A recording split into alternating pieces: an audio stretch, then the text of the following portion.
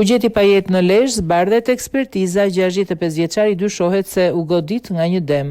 Zbardhet ekspertiza që përcakton shkakun e vdekjes së Gjergj Tushes, i cili u gjet dje i pajet në Lezhë.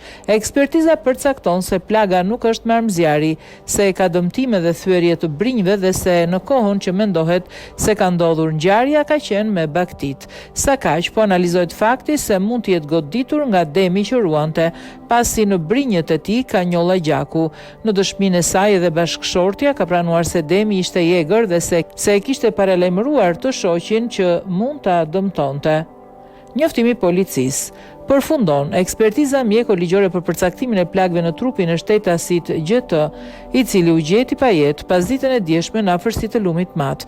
Nga ekspertiza mjeko-ligjore në trupin e 65 vjeçarit nuk janë konstatuar plagë të shkaktuara me armëzjari apo mjete prerse. Në vijim të informacionit të dhënë për gjetjen e trupit pa jetë të shtetasit GT, banues në fshatin Plan Lezhë në afërsitë të Lumit Mat, ku nga këshyrja paraprake u dyshua se në trupin e tij kishte plagë të shkaktuara nga armëzjari.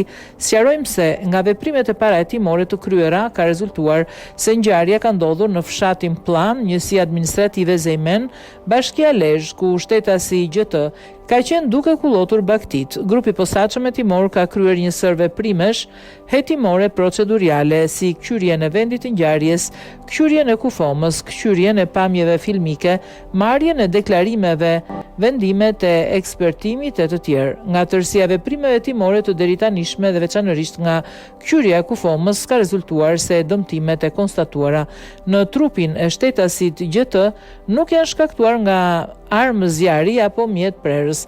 U kryen veprimet e parahetimore dhe materialet proceduriale u referuan prokurorisë pranë gjykatës së shkallës së parë të juridiksionit përgjithshëm Lezhë për hetimet mëtejshme në lidhje me këtë ngjarje dyshuar aksidentale.